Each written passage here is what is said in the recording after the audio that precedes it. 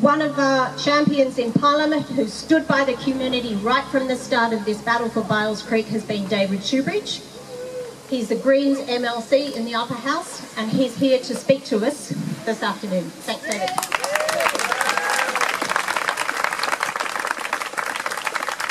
Oh, thanks, Emma, but fundamentally thank all of you for coming out today. An extraordinary achievement. Being a typical MP, I came here just on time, and as I was walking down the road, and I realised I had to park a little way away to get here today.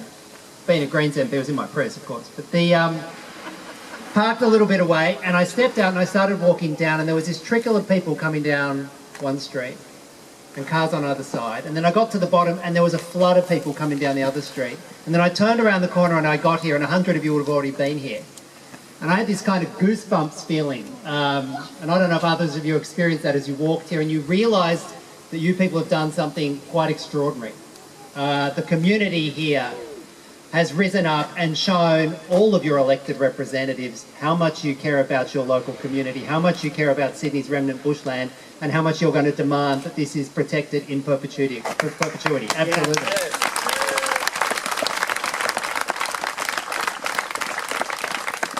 Because think about it, you know, this is a Sunday afternoon rally, and I've been to plenty of Sunday afternoon rallies. You don't get 170 people out on a Sunday afternoon with looming storm clouds unless you care a bloody lot about what it is you're coming out to say.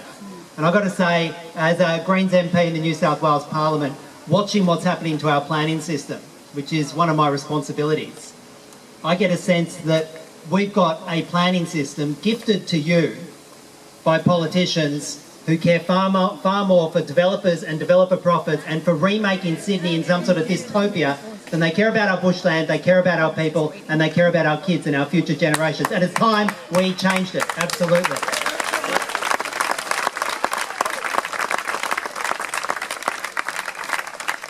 But I also want you to think and remember that this is Aboriginal land that we're on. And think of the Darug people. And we're probably on the edge of the Guringai people as well. But think about those generations and generations and generations of Aboriginal people who treated this as a special place and preserved it.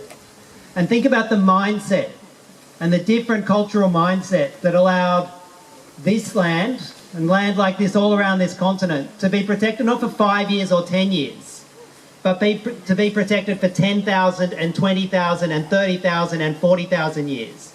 And it's time we went back to our First Peoples and we got that wisdom from them, and we understood how we can change our mindset and our short-term profit-driven mindset so that we can protect these kind of precious places for tens of thousands of years to go. Let's remember those First People, let's respect them, let's get a treaty with them, and let's make sure that's part of our business as well.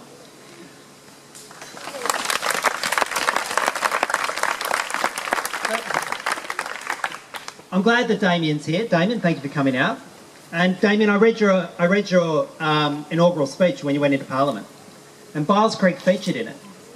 And Byles Creek featured with a promise from your now elected local member that he'd do what he could to protect it. But we know what needs to be done to protect it, because your local council got a couple of $1 million just recently from flogging off a local asset and failed to put the money in to protect Byles Creek and buy it back. And the state government failed to come to the table and offer to help contribute to buy Byles Creek and join it into the national park. That's the ultimate vision that we need to have for this. A contribution, a commitment, a partnership to buy it back and put it in the hands of the national park. I just went up there just before the speaking started and just had a look at the damage. There's a whole bunch of angophores, some turpentines, some blackbutts that have come down in literally just 2.5 hours. Trees that took 180, 120 years to grow. 22 of them came down in just 2.5 hours of chainsaw work. And how many chainsaws have we been hearing as a result of government policy in the last few years between the trees that we've lost on the rail line, the desecration that happened when they put in 1050 until a community revolt turned it back? When will we have a government that starts prizing our public space, our green open space, our remnant beautiful bushland above short-term developer profits? Well, I've got to say it's got to happen now. And we've got to make sure we get MPs in who protect our precious places before developer profits.